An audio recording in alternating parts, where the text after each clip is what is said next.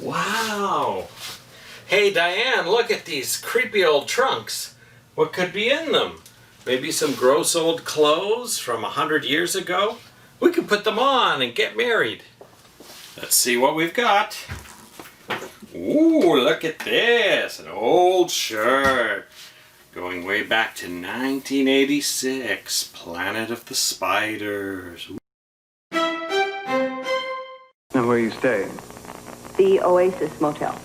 Oh, no, heaven forbid, that will never do. It's a hangout for prostitutes, all kinds of lowlife. I've been there. Welcome to week 50 of Misha and Dianne Watch Santa Barbara. Hello. We finished episode 241, which originally aired Monday, July 8th, 1985. And a couple of nights ago, we saw Lloyd Buchner on Vegas, one of the final episodes. And we also, on Halloween evening, had a very wonderful Dark Shadows reunion that we watched live on YouTube, which had a few Dark Shadows actors that I guess have rarely, if ever, shown up at conventions, including the actor who played David Collins. So that was exciting to see him.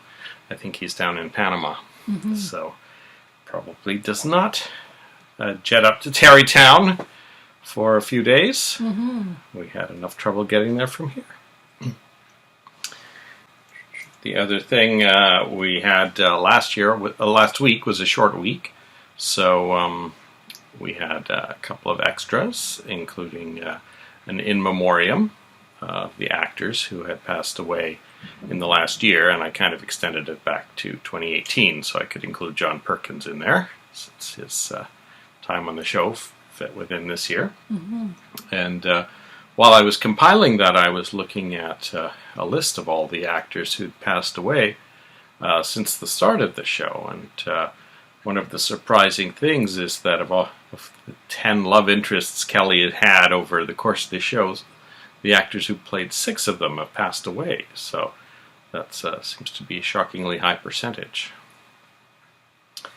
And we'll have some more in memoriam things in the next week or two as we approach the 1-year mark of the podcast. And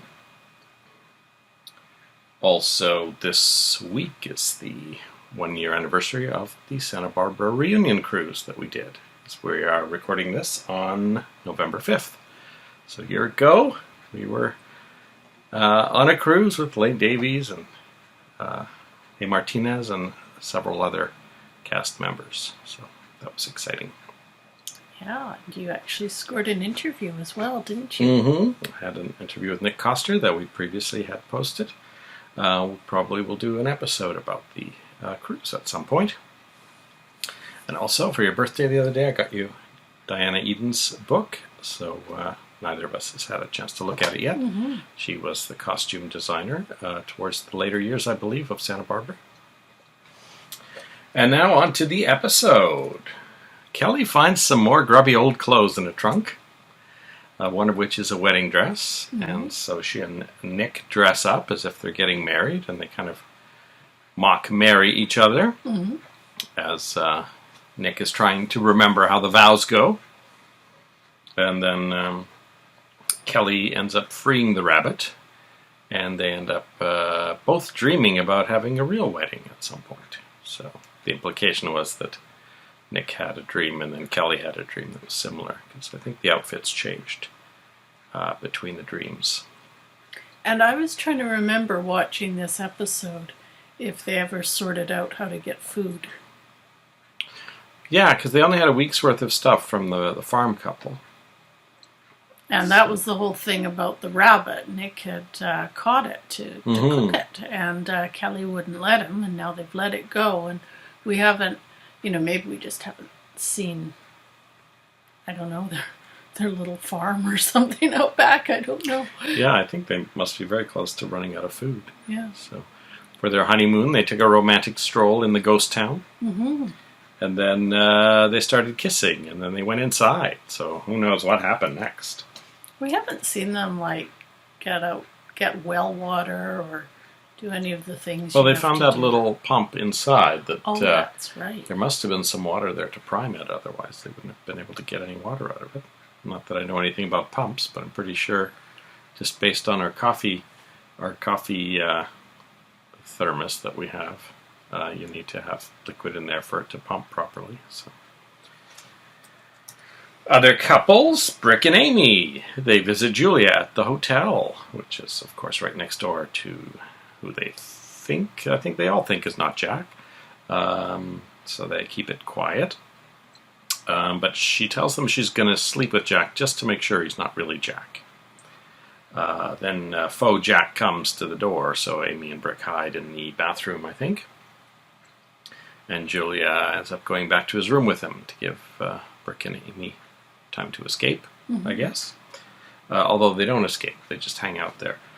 Faux Jack reveals that New Staland is rich in untapped oil reserves. And so that seems to be the plan. They're going to somehow take over the royal family of New Staland or something, assuming that's a monarchy, similar to Monaco, I guess, and somehow get control of all of these oil reserves.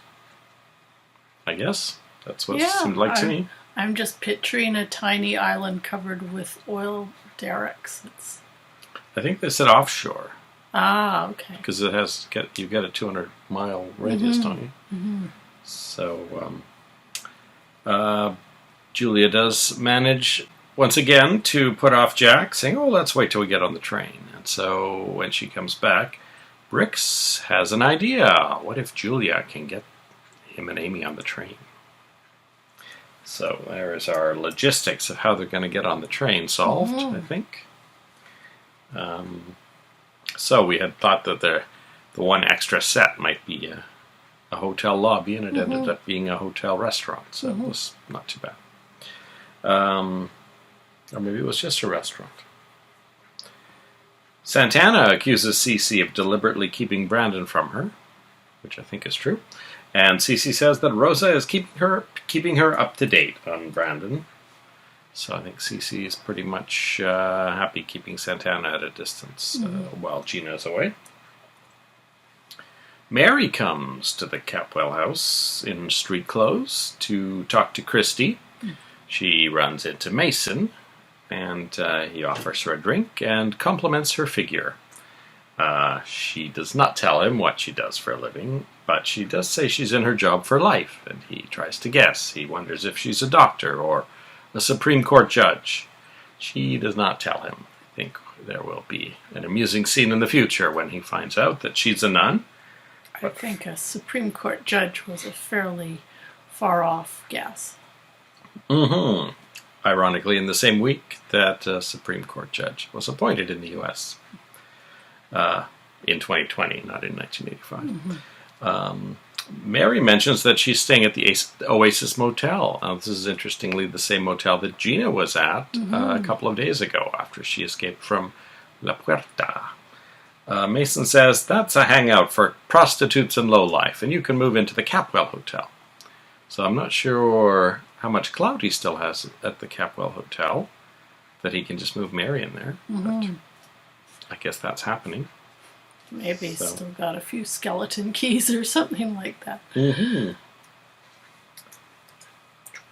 Christy assures Steve that she hasn't told anyone about their past relationship, because that would certainly put his role as assistant district attorney in jeopardy.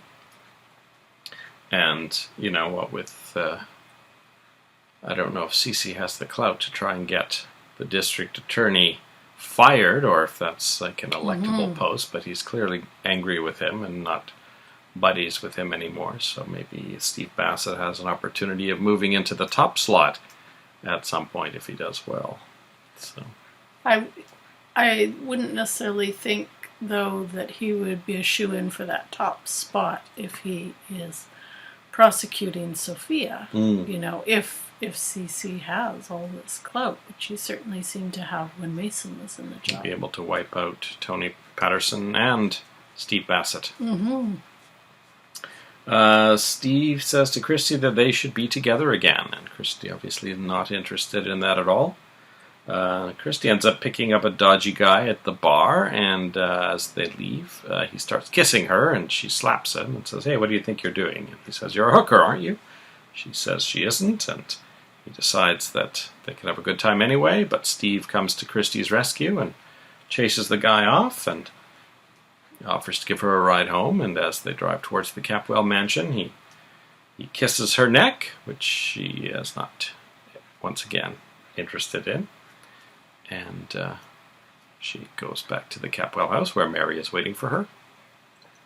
And Mary invites her to lunch. Christy accepts, only to find that Mary has also invited Steve.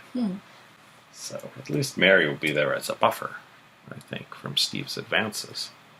Yeah, it seems to be kind of an interesting family dynamic that we will learn more about, because obviously Steve and Christy have had an intimate relationship, and it would be interesting to know how much Mary knows about that, or if she understands it at all. You know, how long she's been in the convent, and how much she's kind of picked up on that sort of thing or not. I mean, as viewers, we picked up on that pretty quickly. And I feel like the hints were there that Theda knew myself, based on just the couple things she said. So, yeah. But maybe Mary was in convent school at the time or something. I don't know. Not clear how much older Mary is than Christy, but she appears to be, I would say, under 30, I would say. I'm not sure if she's under 25. We could look up the actress's age. I don't know if that would help. And Steve appears to be more like Mason's age, really. Yeah. So, which yeah, I'm thinking is older. Is it 35? No. No, I think Mason was in his late 20s. Late 20s, yeah, because that would make him 70 now. Late 80s and 70s, so forget I said that. Steve tells Sophia that she has 24 hours to find another lawyer. And Sophia comes upon the idea of asking Mason. Now, Cece's against that and mentions it's a conflict of interest. But Sophia's pretty adamant about it, and Mason thinks it over and decides to do it. He tells Cece he's going to take the case. And as Mason leaves the study, Cece collapses into his chair and grabs his head. So I think this may be the start of something. How long it will take, I don't know. I do remember a storyline about Mason taunting his father about, him approaching the age when his father died of some congenital thing, I think it was. So this may be that storyline, or that may be years from now. It's hard to remember. Everything's kind of a blur. Yeah, it has happened quite suddenly, if it is, a brain tumor or something very deadly like that. And it is sort of hard to know, because remember earlier in this season, we had Kelly with head injuries and all kinds of headaches that seemed very foreboding, and then that just sort of disappeared. How did she get cured? I don't recall how she just went away. I think finding out Sophia was alive maybe cured her, and now her brain's been wiped, so it's been cleaned out completely. So I mean, because it was all trauma based, I'm pretty sure, or based on having a large beam fall on her head during the earthquake. Oh, that's true too. There was a physical component to that, but it seemed like the doll was somehow then involved with her later ones, so maybe it knocked some memories into her head. Things sort of come and go. I think Kelly will be fine now after she gets her memory back. I just feel like from a plotting standpoint, that's meant to wrap up the Peter Flint arc. Maybe I'm wrong. I don't know. It's been a long time and I don't remember.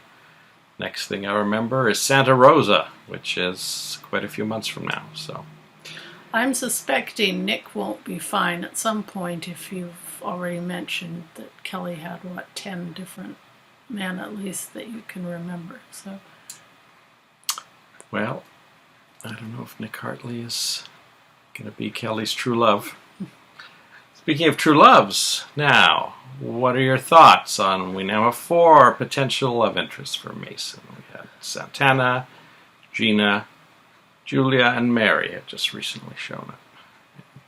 And any thoughts on any of them that you're suddenly shipping and you're hoping they end up together, or you didn't even think half of them were in the running, or? Well, I'm not sure I ship any of them, but I suspect he will end up with Mary.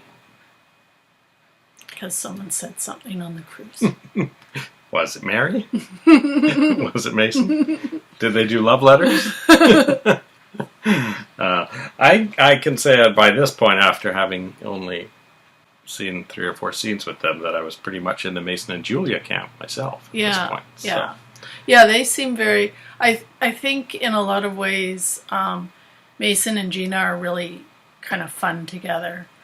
And Mason and Julia seem very kind of well matched.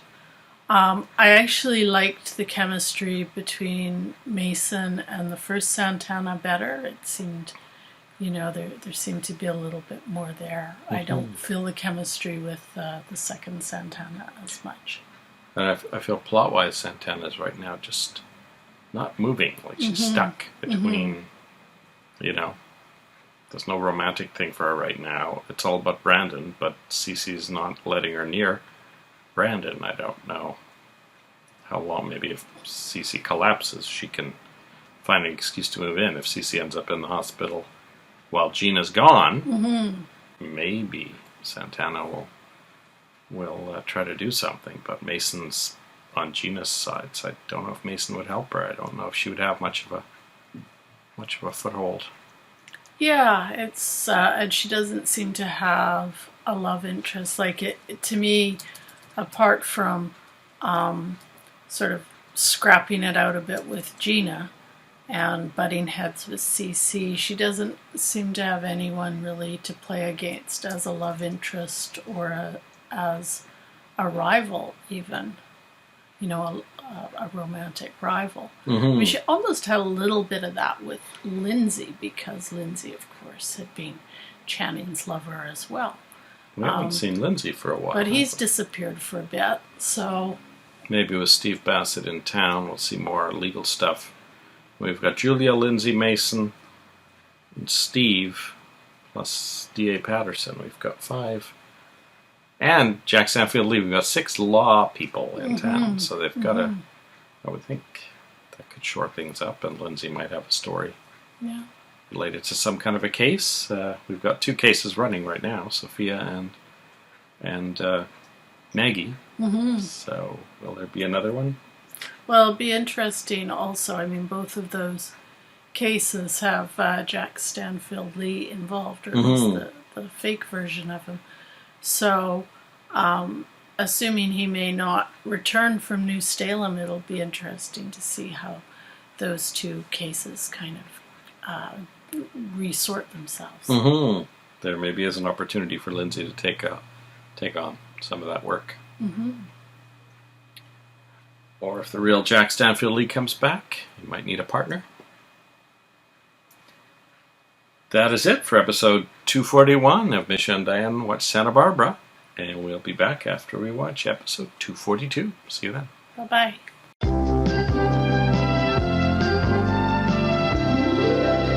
Be careful, I don't want you to slip and fall. Hey, my folks work the high wire act, It's in the family, the blood.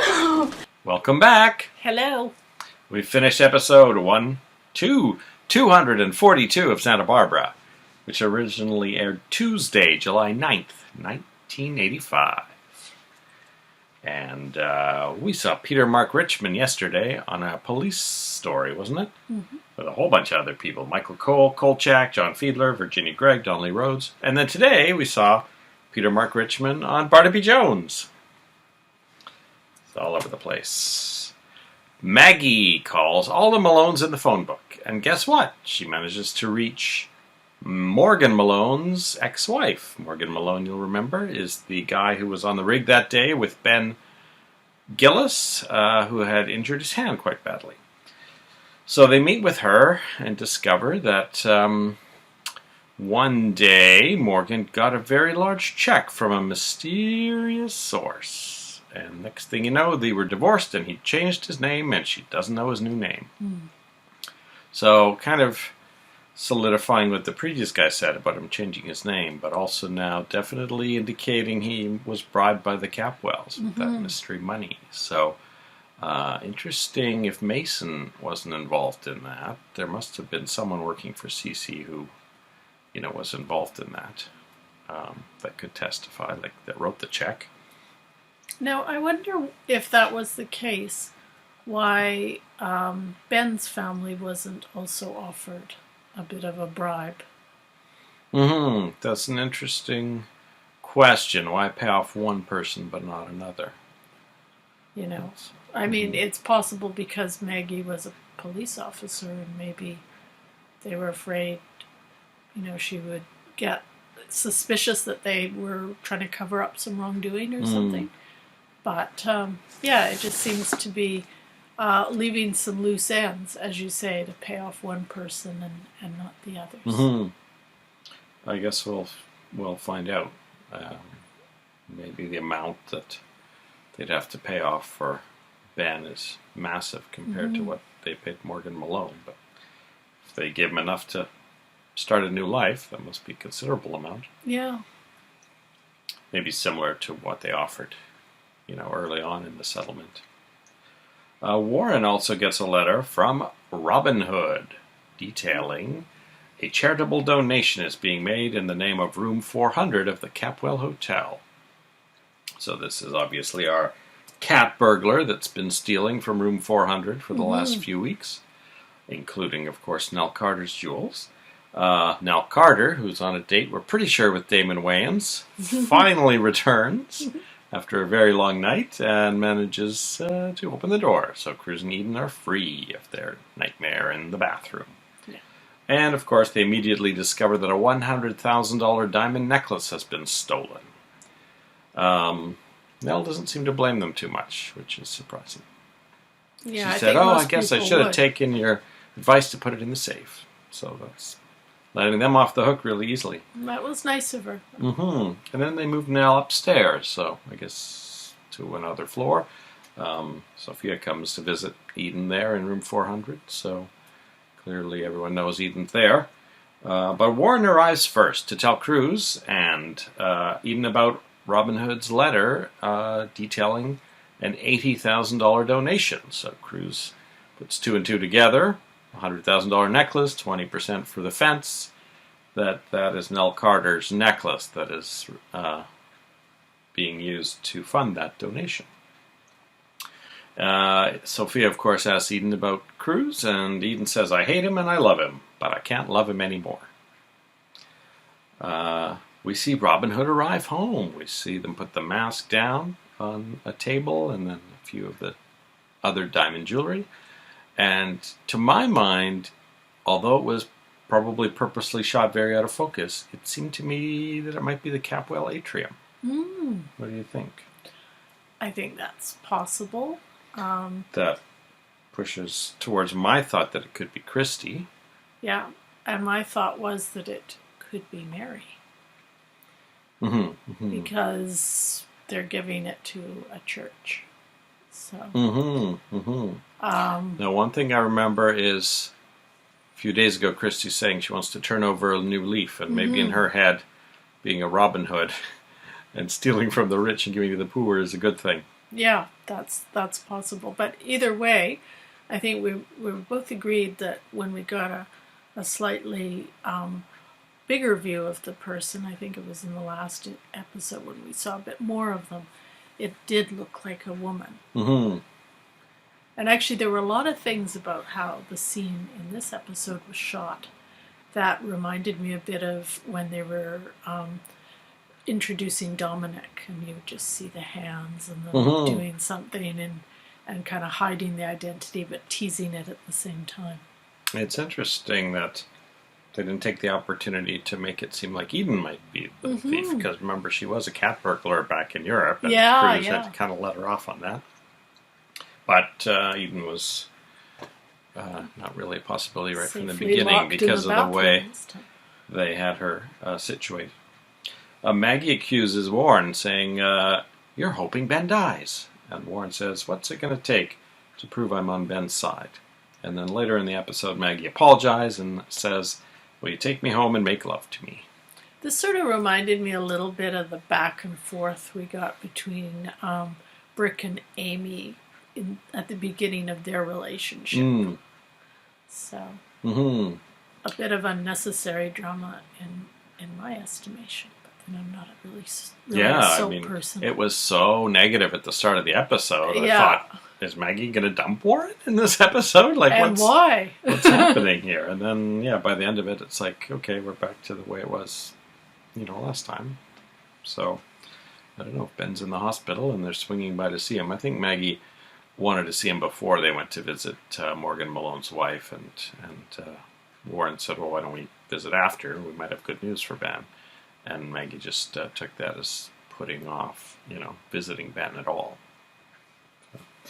In Vienna, we have, I think it was a farce, Julia and Brick go to scope out the train, leaving Amy in Julia's room, and almost immediately Faux Jack pounds on the door, saying, "Julia, let me in!" So Amy goes into the shower to try and deter him, but Faux Jack first tries to break in with a credit card and then says he's going to come in one way or the other. So Amy sneaks out the window and climbs across the ledge into the bathroom window of Jack's suite. And when Julia and Brick return, she manages to call them into that room before they go into Julia's room. And they quickly get Julia to climb across the ledge into the bathroom, take off her clothes, put on a towel just in time to open the door for Faux Jack. And she says, the bathroom's off limits. So she locks him out again. Meanwhile, Amy and Brick eat some of the food that Faux Jack had ordered delivered to his room. And Brick reveals to Amy that they're loading the train with champagne, caviar, and costumes.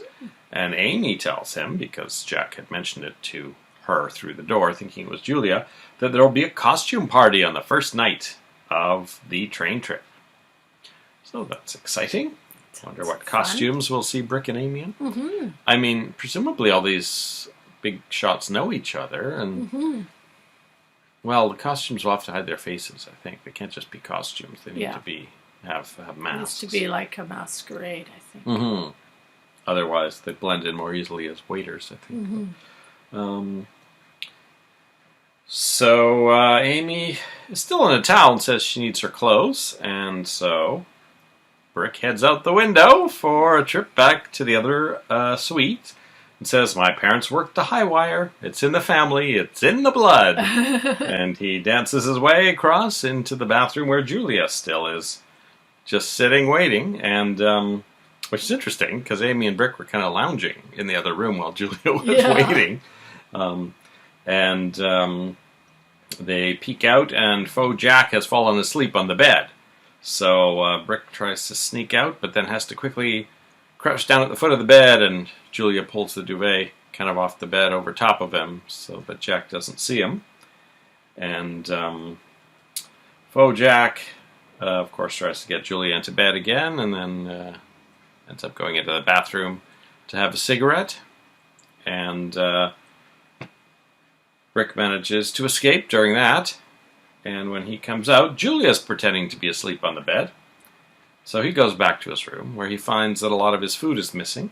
So it looks like he's having a reception that night for the people arriving in town for the voyage. Julia has 2 huge trunks brought in for Brick and Amy to hide in. That's how she's going to get them on the train. And then Amy sneezes from running around all day in a towel. So I don't know if that's foreshadowing to Amy sneezing in the trunk and alerting them that she's in there, or if that's unrelated, or what's going to happen. Well, I think that is definitely possible foreshadowing that, or even if it doesn't reveal them, I imagine there might be a few times when they're getting the trunk onto the train and there's this sneezing, and then maybe Julia has to pretend it was her or something like that. So that's right. If it doesn't set us up for the big reveal, I think it sets us up for a few near misses. I assume Julia will accompany the trunks, or at least say they're her trunks. They Yeah. would just be loose trunks that need to be loaded. So she can tell Jack it's clothes that she somehow bought during her one day in Vienna. Yeah. So, and that is it. It seems to me like a large percentage of the episode was taken up with the Vienna stuff. So, if there's a reception tonight, maybe we won't be seeing the boarding of the train just yet in the next episode. But we will be back after we watch episode 243 of Santa Barbara. See you then. Bye.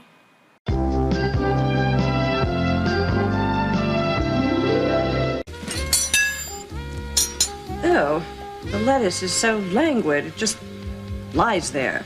Welcome back. Hello. We have watched episode 243 of Santa Barbara, which originally aired Wednesday, July 10th, 1985. July 10th. Next week will be our negative 18th anniversary. Mm-hmm. Hopefully they'll have some kind of romantic episode next Wednesday. Oh, wouldn't that be nice? Before we watched this episode, we watched Barnaby Jones, and Peter Mark Richmond was on it. Episode 418, Silent Vendetta, from January 29th, 1976. And then after we watched the Santa Barbara, we watched another Barnaby Jones, and A. Martinez was on it from the following episode, Shadow of Guilt. So he had a lot more hair than we're used to seeing with him, and a bit of a mustache in that one. And he was not the bad guy in this one. I don't remember. I think he was he the bad guy in that Hawaii Five-O saw me? This one with Barnaby Jones, Barnaby Jones? Yeah. Yeah. Actually reminded me a little more of his Adam 12 role, where he was kind of the misunderstood young man who was running from the law because he thought he would be accused of something, and who was secretly, or maybe not so secretly, in love with a lovely young lady who he was forbidden from seeing. His uncle in this one was working for a very C.C. Capwell-like guy. In the ghost town, Kelly ate some poisonous berries, and Nick mixes up a batch of a remedy that he and Cruz were taught during their training, and she drinks it, and he says it's going to get worse before it gets better, and in her delirium she starts calling out Joe's name, but by the time she comes to, she's calling out Nick's name. So that's maybe a sign that her memory might be starting to come back, perhaps. Yeah, definitely. She knew about Joe when she was delirious. So now I have to admit, I wasn't always watching this episode quite as closely as maybe I should have, and I had assumed she had been bitten by a rattlesnake, which you really would have been, I think, actually a little more interesting. There was some foreshadowing when he says at the beginning, "Where did you get lipstick?" And then later she sort of collapses with a tummy ache, and she says, "Oh, I guess I ate too many berries." And then Nick looks in the basket that he'd previously whittled for her. No, what do you call it when you make wickerated for her? Wove, and finds a whole bunch of berries in it, which he says to her horror, "These are poison."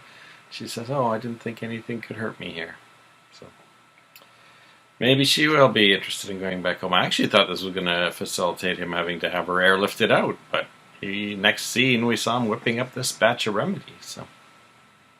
And that's when I started paying attention to the scene. Are you saying the Ghost Town arc is not holding your attention anymore? Apparently it's not, because I seem to have missed a lot of it. Lionel's doctor has finished running his tests, and he suggests that Lionel's problem might be psychological, because there's nothing wrong with him. The nurse, who of course is among one of the many Santa Barbara citizens who saw Lionel's broadcast, suggests ginseng, but she cautions to get the Oriental ginseng and not the North American kind.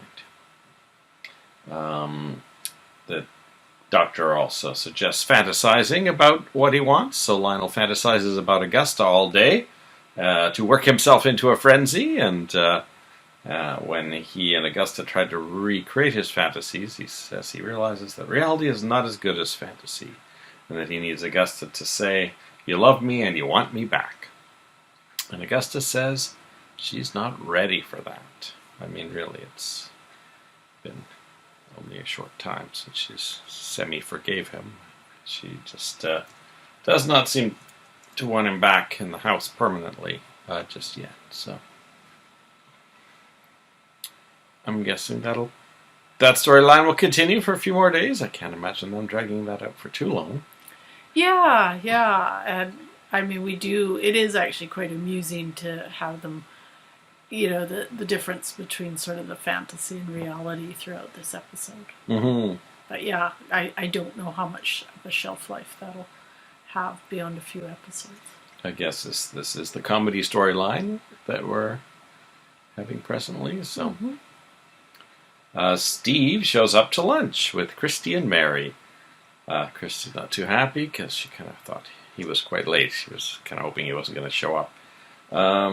Christy tells Mary that their mother has been drinking a lot longer than Mary realizes, because Mary talks about how things were great until just recently. And Christy says, no, it was when Steve moved in. So.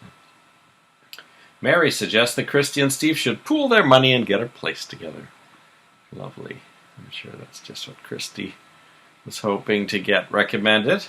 But Christy has defense against that. She says that her job as Brandon's governess requires her to live at the Capwell mansion. They want her to be available in the middle of the night if need be. So, but interestingly, did Gina leave town with Brandon? No, she went on her own. Right? Oh yeah, that's right. She never did get to leave town with Brandon. So. We haven't actually seen Brandon since she was introduced to him. But we assume she's governessing him properly. And it's so interesting seeing the sort of dynamics in this family, because you would really think from the way they relate to each other, Mary and Christy, it almost seems like Mary is the younger one, because she seems so naive and completely delusional when it comes to Christy's relationship with Steve. But I assume she's actually quite a bit older than Christy, so... I would think so. I think at least 5 years or so, I would guess. Yeah. She kind of mentions that Mary just left, when Mary isn't aware of all the goings-on, but then Steve chides Christy for... taking Mary to task for her chosen career. So, she doesn't have much of a defense against that at this point. On the drive home, Steve tries to talk Christy into just coming to help him look for an apartment, which she's not interested in, and she says she has a boyfriend. And he says, not Ted Capwell, and doesn't believe that their family should be running in the same circles as the Capwells. Christy leaves the car, and we hear Steve soliloquizing, I guess. Is that a soliloquy? He says, come back, Christy. You know I get jealous. Mm-hmm. Not creepy at all. Not creepy at all. I don't think anything at all will come out of that. In Vienna, Faux Jack tells Parker Simonson over the phone to find Nick and Kelly. So we haven't seen Parker since what IMDb tells us was his last episode. But presumably he's running a team of searchers, Chuck and James at least, back in Santa Barbara, still trying to figure out where Kelly and Nick have hidden. And presumably they're also looking for Brick and Amy, not knowing that they're out of town. Yeah, so I think this is maybe a bit of foreshadowing that Nick and Kelly's big adventure in the ghost town might, run into a couple of thugs from Faux Jack's standpoint soon.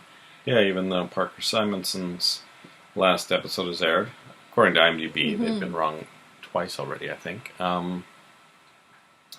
Maybe it's Chuck and Larry that they'll be running from. But it's interesting, James. It is interesting. You would definitely think that getting Brick and Amy would be more of it. It had seemed to be more of the priority, And the last we saw, Brick and Amy had managed to shake them off and get on a plane. Mm-hmm. So it's weird that Jack Stanfield is suddenly, or faux Jack Stanfield is suddenly worrying about Kelly and Nick again. Mm-hmm. Julia packs. Oh, he tells Parker he'll call him later from the radio phone on the train. So I don't think we're going to get an exciting video link up like on the plane, but looks like they've got all manner of top-end communication equipment on all of their vehicles. Julia packs Brick and Amy into their trunks, and faux Jack introduces her to Yvonne, a very large bodyguard, who carries out one of the trunks, and they just managed to miss Amy sneezing in her trunk. Then later on in the train, Amy sneezes again, and this time Julia has to cover. I think you predicted that. You called it. Yeah. So Jack looks around. He pulls open the curtain to the, I assume the bunk beds or the beds. And Julia says, "Oh, do you think I've got someone hiding in here? You sure are jealous." And anyway, Jack decides it came from the hallway. Faux Jack then radios New Stalem and asks them to keep Jack alive a bit longer because he thinks Julia is trying to trick him. So I think he's detected that maybe Julia's acting suspicious for the last few days. Amy is dressed as a princess, interestingly enough, based on what we're about to hear. And Brick is a jester, I decided, because he's got those kind of triangular things on the collar. I assume that's a jester. Yeah. But faux Jack walks in. Luckily, they've just put their masks on. Well, he knocks first, I think.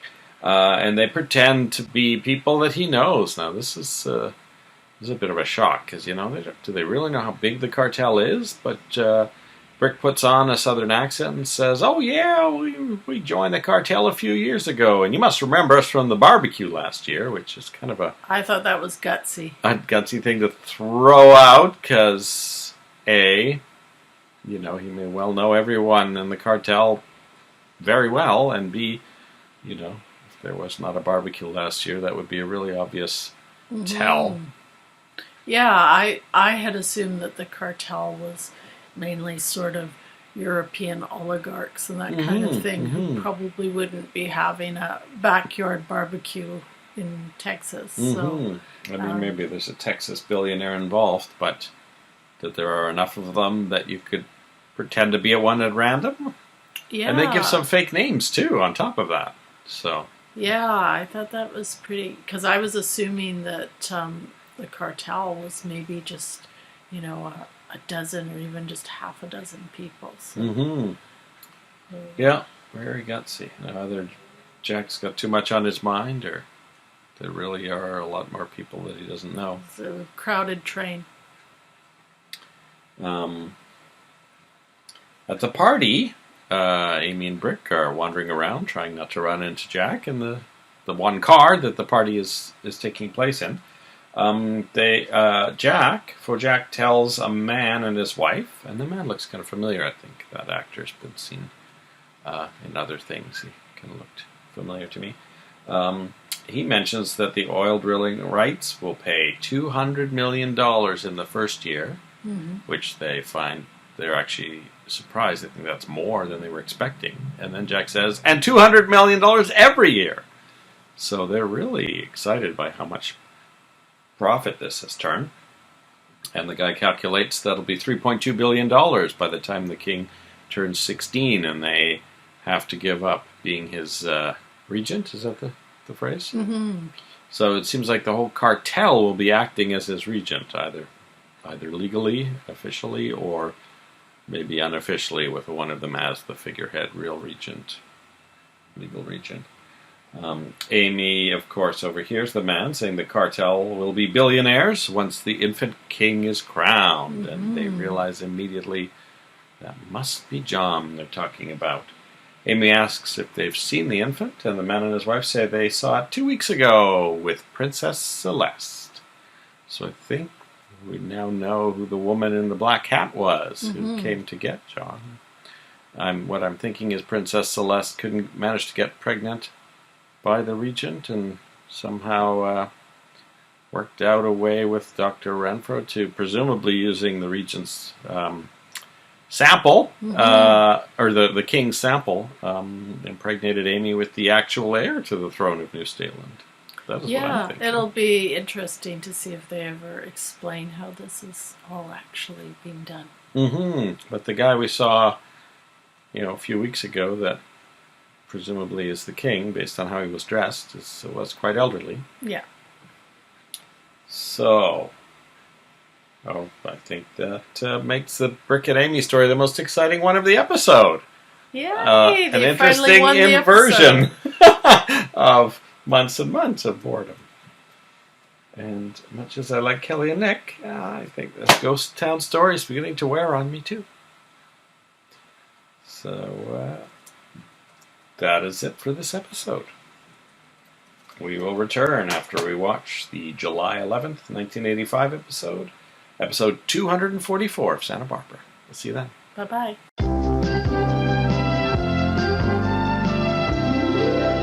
Unexpected reunion of brother and sister. Is that what brought tears to your eyes, Christy? I know it would bring tears to mine if he were my brother. Now, from what I've heard, our friend Mr. Bassett is really more like a bloodhound. Don't ask me why people are so prejudiced against the rich. How could anybody hate us? We're all so lovable. Welcome back! Hello. We've finished episode 244 of Santa Barbara, originally aired Thursday, July 11th, 1985. And we are rapidly approaching the end of year one.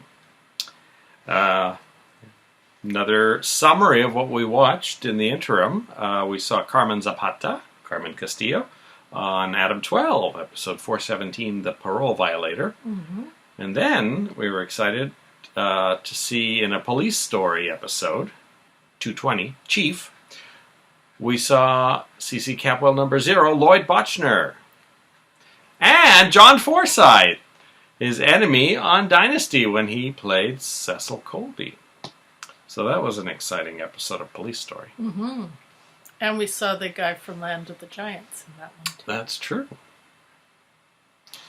In this Thursday episode, while cleaning the houseboat, Cruz finds a pair of Eden's earrings, a hair ribbon, and a nightie.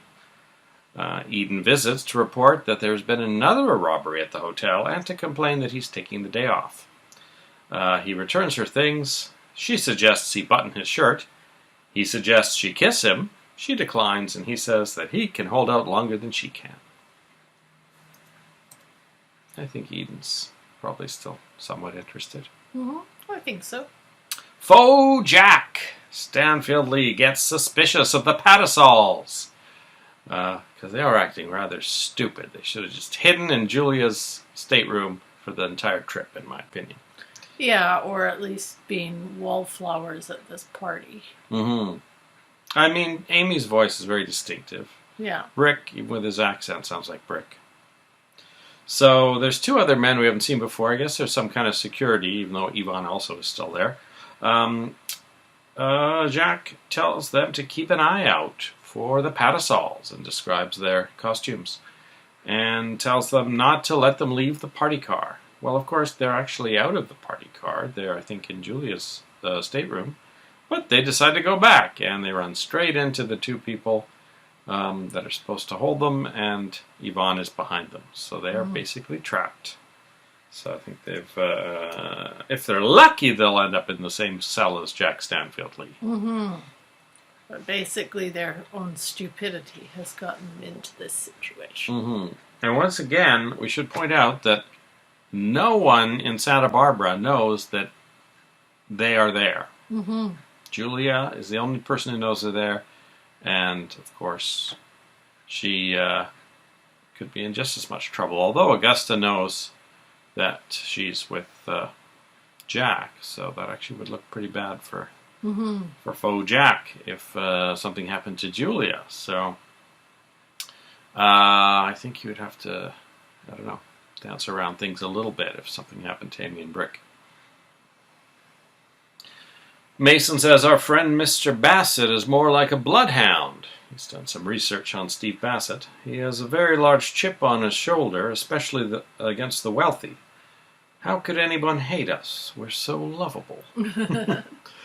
Mason also doesn't trust that Christy is living in their house. Thinks she might be a spy and wants her out. Yeah. So this may be a short-lived job as a governess.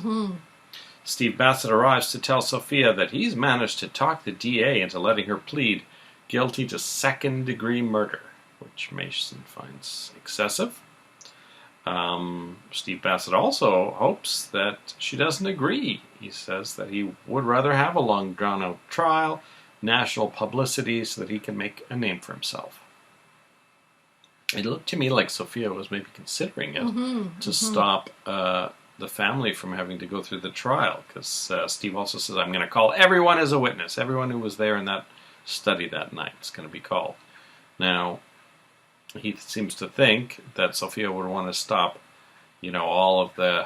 all of that stuff from coming out that came out that night, all the family's recent troubles, all the stuff about Sophia being in an institution and all that.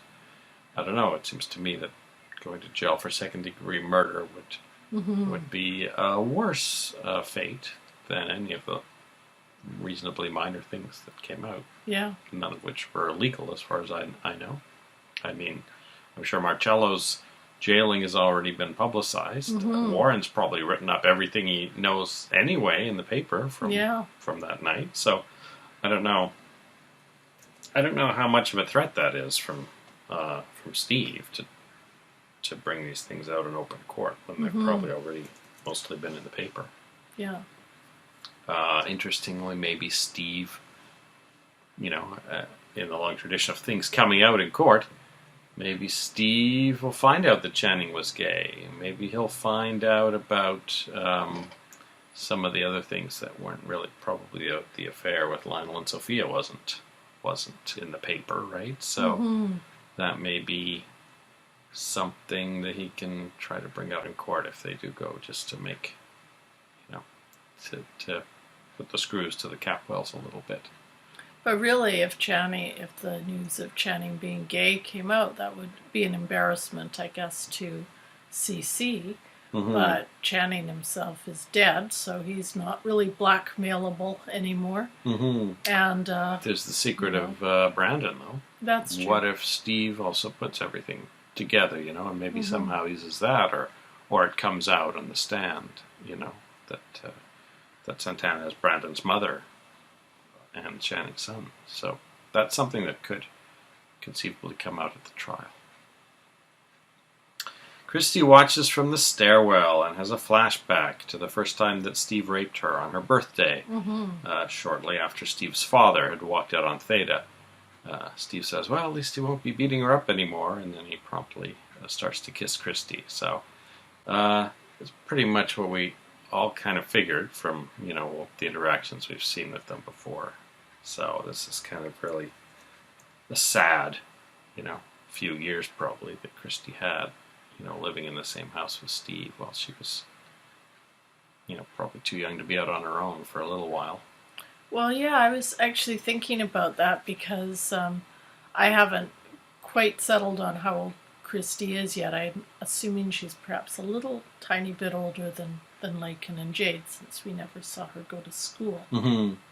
But it does occur to me that if she was below a certain age when Steve was behaving with her this way, that could actually be statutory rape. So I would think as a DA that would be something he would be aware of, and as someone who's trying to burnish this this reputation and get publicity, I would wonder if that would affect his career at all.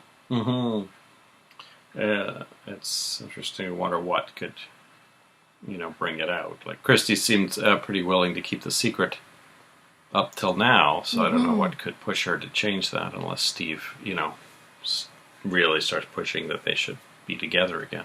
Yeah. To Lionel's disgust, Augusta phones the Capwells. She ends up talking to Ted and warns Ted that Christy stole her candlesticks and Minx's necklace. And Lionel, I think, walks out of the house because he's really upset that he would, throw Christy, and she would do that to Christy. Santa Barbara teen scene, summertime fun time. Santa Barbara teen scene, summertime fun time. Santa Barbara teen scene, summertime fun time. Summertime. Christy, of course, sees Ted on the phone and says she called to tell you about the candlesticks, didn't she? So, well, I returned them. I only borrowed them. Ted says, oh, that's fine. He goes, I think he says, oh, they have enough candlesticks or something. Yeah. So Christy's really happy about this and ends up having another fantasy about, herself in a dress and Ted in a tuxedo. And I think takes this as a hint that Ted's really into her. And her fantasy seems to be that Ted is in love with her. So we may have a bit of a triangle here with Christy and Lakin. How into it Ted is,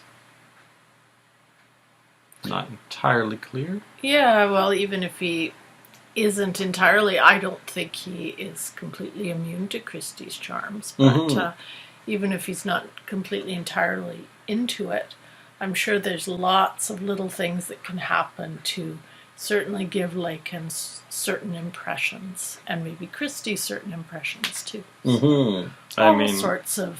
All sorts of possibilities here. There's always this threat that Lakin's just gonna break up with Ted. That's been running for quite a few months, where she's like running hot and cold. So something could happen where she says, let's just forget it, and then he ends up with Christy. So. Summertime.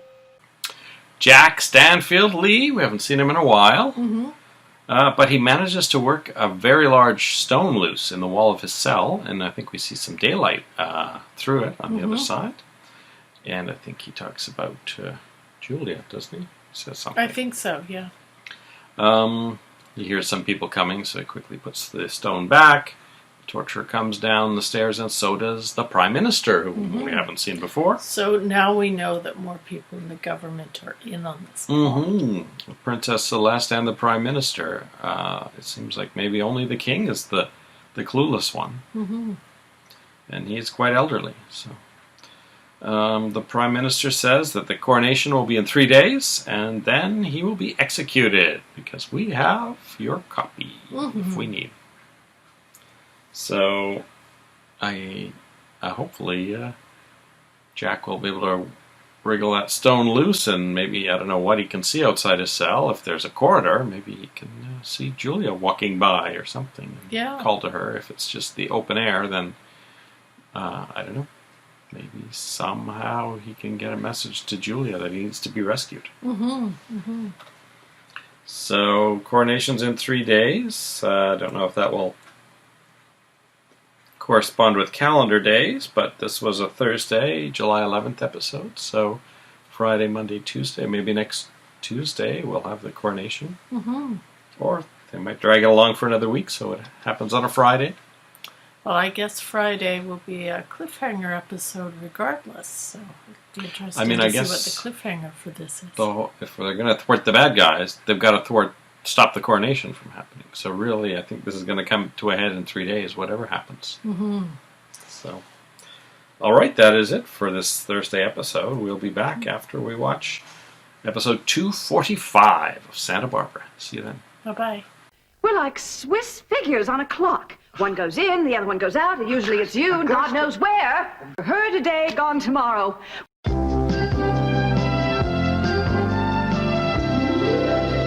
Heavens, this is turning into the crime de la creme, isn't it? Nothing but expensive valuables. Theft conquers all. Welcome back. Hello. We finished episode 245 of Santa Barbara, aired Friday, July 12th, 1985. Before we did that, though, we watched an Adam 12, 420, Substation, and Jed Allen, future C.C. Capwell, was on it. So that's 4 C.C. Capwells we've seen in the last week on different shows. We've seen Paul Burke, Peter Mark Richmond, and Lloyd Bochner. And young C.C. Capwell probably wasn't born yet at the time this aired. And other C.C. Capwell only ever did one show, which was Santa Barbara. So, maybe we'll run into Charles Bateman in the next couple days in one of our other shows. We did see Janice Page in, what was it we just watched? Barnaby Jones? No, Police Story? Police Story. And we saw Paul Burke on Policewoman 101, The End Game. And we saw Jack Carter, future Brick's father, on well, you didn't see it, Dean Martin Celebrity Roast. All right, on to the show. Kelly tells Nick about her dream, and they decide they're in love. Brick and Amy are cornered by the two guys plus Ivan. But Julia turns off the light, allowing them to escape into Faux Jack's stateroom. I'm not sure why they chose to go there, but Julia seems to know as she manages to veer Faux Jack into her stateroom later on. Brick finds a safe and tries to crack it. And I may have looked away, but I don't know if he actually got into it or not. No, I didn't see myself. Faux Jack questions Julia about why she was asking about his business. I think Julia should have just said, well, I wasn't asking the other guy. The other guy was asking me, but she doesn't. She just says, oh, I just want to know everything about you. She says that she thought he didn't seem to be planning to return to Santa Barbara, so she just packed up everything and brought it with her in hopes that they could be together. And he seems to buy that, because he said, oh, I've always wanted a woman as classy as you. So, kind of almost gives it away there. I feel like if he had given this a bit of thought about how often she's kind of strung him along and tossed him to the side and, you know, just how quickly she agreed to go, sort of offhandedly, that, you know, maybe this wasn't quite as genuine as he was thinking. Julia just wants to be sure that he really wants her, and not just wants her. And unexpectedly, he asks Julia to marry him. And so she agrees immediately, and he says, oh, there's a cartel member who just got ordained or something like that, and can marry us right on the train. So that was a very fast sequence of events. And Julia does say you should go and check to make sure it's legal to be married on a train that's crossing international borders. I don't know, Julia might end up married to Faux Jack, but if he signs the thing Jack, maybe it will be nullified. Plus, I would think there would be some sort of extra rules and regulations around this, like involving blood tests or residency or something like that. Julia gets to reminiscing and asks him to, she said, oh, do you remember the first time we met? He goes, of course I do. Do you remember that thing you said to me? Luckily, he gets called away by Ivan, or the thugs, I guess. And he quickly makes a call to the Prime Minister of New Staeland and asks them to find out from Jack about that. He says that he's marrying Julia, which has the added benefit of her not being able to testify against him. So it wasn't just sentimentality. Possibly not. But, you know, this would be a good trophy to take away from Jack. So the Prime Minister has Jack questioned about his first meeting with Julia, and he says that he talks about her tearing her dress on a chair in the judge's chambers or something like that, and that he threatened to push her into the pool if she didn't kiss him. And so Faux Jack then later relates that same story back to Julia, and Julia realizes that the real Jack is alive and feeding Faux Jack false information, because in fact she was the one that threatened to push Jack into the pool if he didn't cool off. Ivan finds Brick and Amy and starts a fight with Brick. And the last thing Amy hears is a crashing sound. So we'll find out who crashed into what in the next episode. Christy assures Cece and Sophia that she is not spying for Steve. Santa Barbara teen scene, summertime fun time. At the Lockridge house, Ted arrives to give Lakin a bracelet. And she surprises him by shaving his beard, which was long long montage. overdue. It was long overdue, I was going to say. It was a long montage, and he's back to his normal self, and they go to show up at the Capwell house. Sophia and Cece are pleased with his more decent look, I guess. And Cece mentions that there's an opening at Harvard that he's arranged for. So they're not talking about Stanford anymore. They're talking about Harvard. I thought they had been talking about Stanford before. Ted and Cece argue over that because Ted still wants to go to USB. Christy says Ted should be able to go wherever he wants, to which Cece replies, "This is none of your business." Lakin actually is on Cece's side with this because she doesn't, still doesn't want Ted to just hang around because of her. And Ted gets upset with her for that, and so Lakin leaves. Christy finds Ted's jacket hanging over the chair in the atrium and tries it on and finds the little jewelry box with the gift for Lakin. I guess that ended up not getting left over at the Lockridges. She tries it on and thinks that someday, soon, Ted will be buying things like that for her. Do we think that'll happen?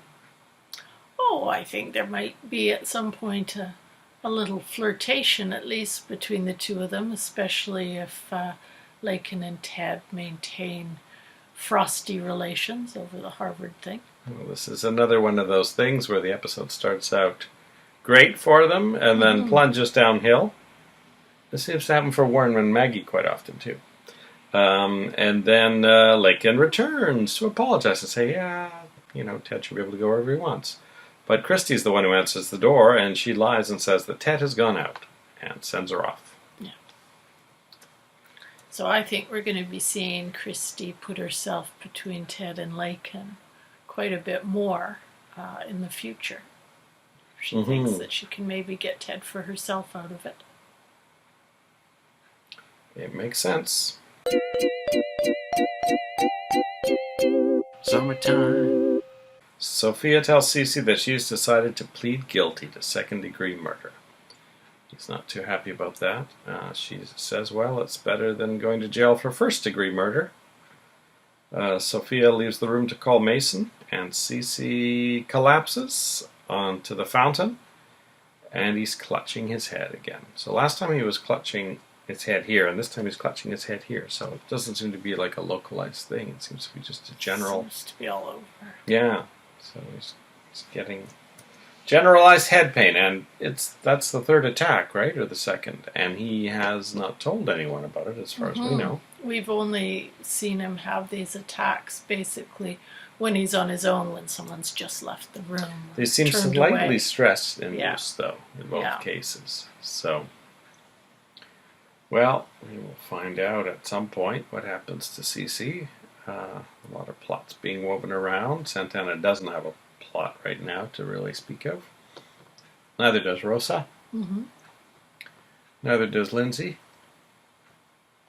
Maggie and Warren, I guess, will inch their way towards finding their witness. And Danny and Jade and Marissa are off leading their own lives. We won't know their stories.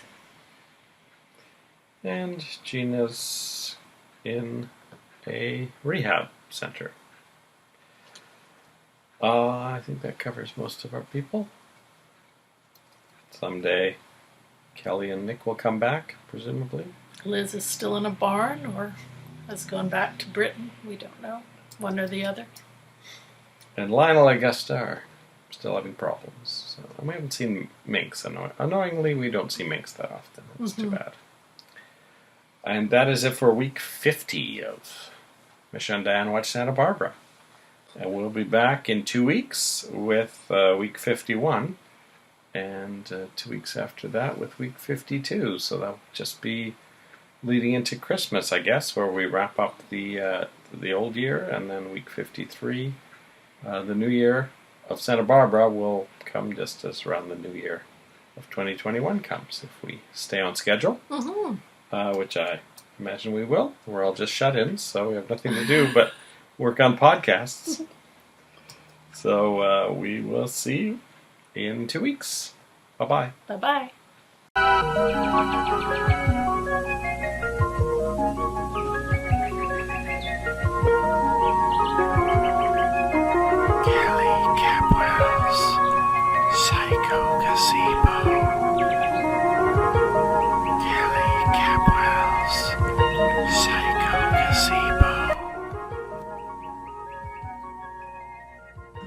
Kelly Capwell's gonna die.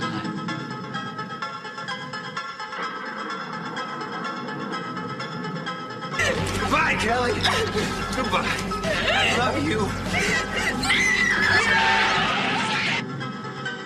Kelly Perkins won't be home now.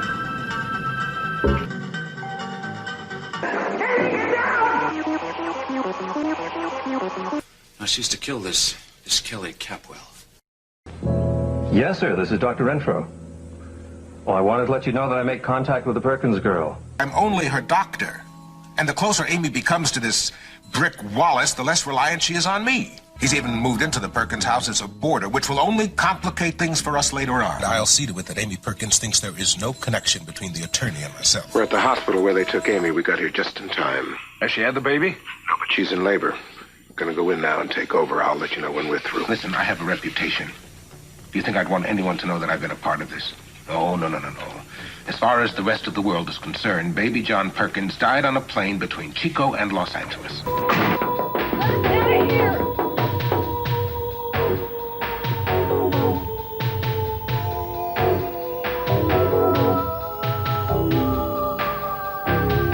Good night, children.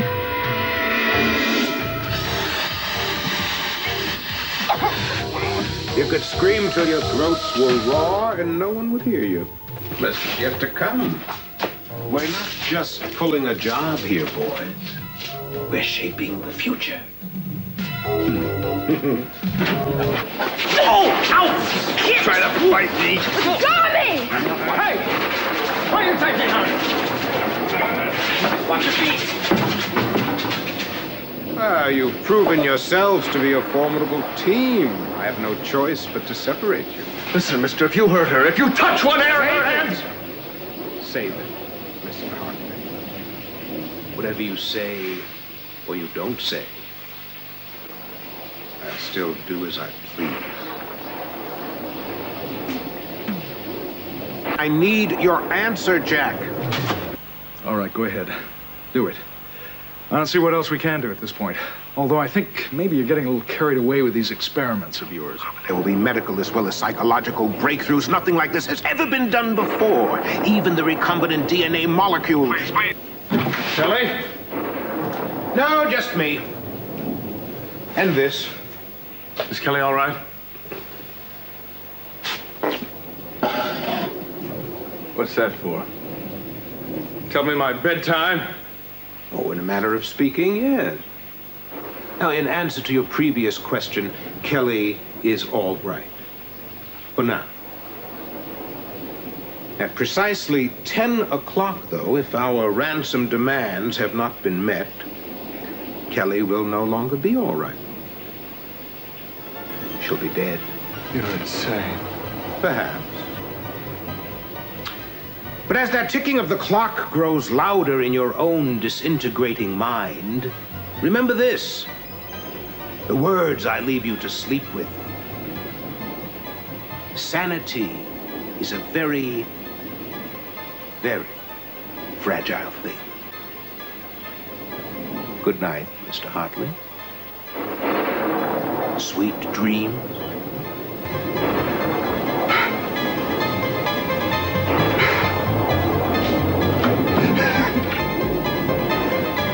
Just the clock. She's okay.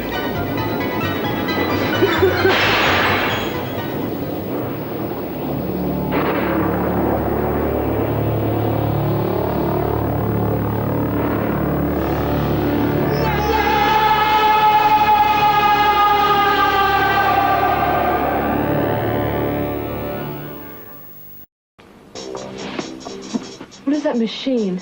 This? Oh, well, actually, Kelly, I'm not sure that you can really appreciate its significance right now, nor its ultimate value to humanity, but you are going to become part of a very important and exciting scientific research project. What kind of project? One that is magnificent, one that has never been attempted before.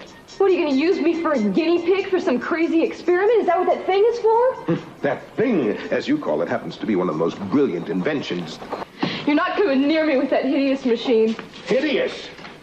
What an odd description for a simple, functional, elegantly designed piece of equipment.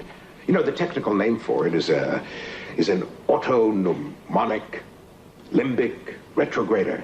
But we simply call it the mind scanner. So what, are you going to kill me the same way you killed Nick? No. As a matter of fact, we're planning to let you go just as soon as certain alterations are made with the help of Dr. Renfro's scanner. You're both crazy, you know that? But you'd better kill me. Because if you let me live, I'll tell the world everything I know about you. No, you won't. Not after what we do. Kelly, you must remain calm if this experiment is going to be effective. Hold on. You think I care? Well, you must. Don't you understand? This is your only chance of survival. Now, Kelly, listen to me. Listen to me. Kelly, do you think that we are going to do some terrible thing to you?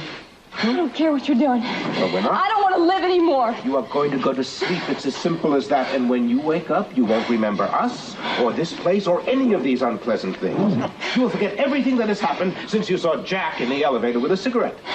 And then Jack will return you to your father, safe and sound. And you're going to say that Jack rescued me. Exactly. I'll be a hero. And what will you say happened to me? That Nick kidnapped you, of course. Now, will you calm down so we can go? No, I won't calm down because I don't want to forget. If I live, I'm going to tell them everything. And if I die, they'll find you. You wait. Yes, they'll find you and they'll put you away for the rest of your life. I was hoping we could avoid this, but I'll have to give her a sedative. It might affect the process, but we can't take a chance. Now, hold her down.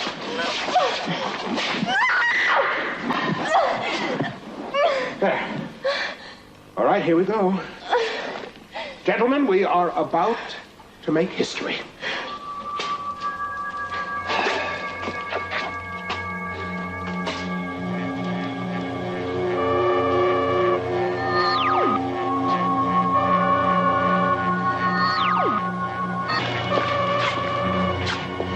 How much longer? 2 minutes, 3 seconds. You know, you're a genius, Leonard.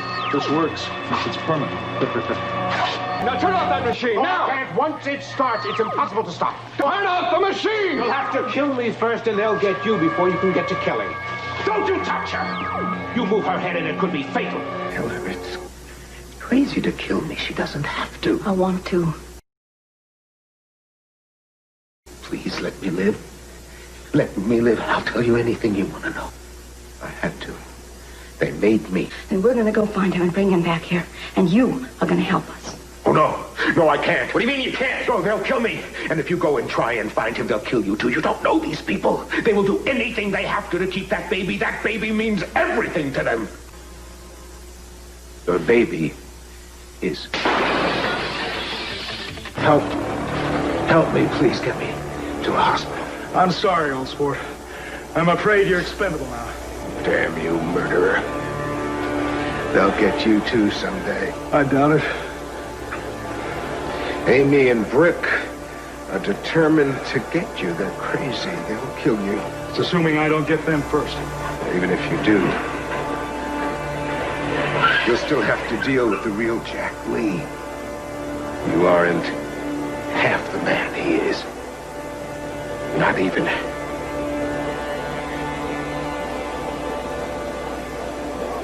Kelly Capwell's Psycho Gazebo welcomes Dr. Renfro. You are going to go to sleep. It's as simple as that. And when you wake up, you won't remember us, or this place, or any of these unpleasant things.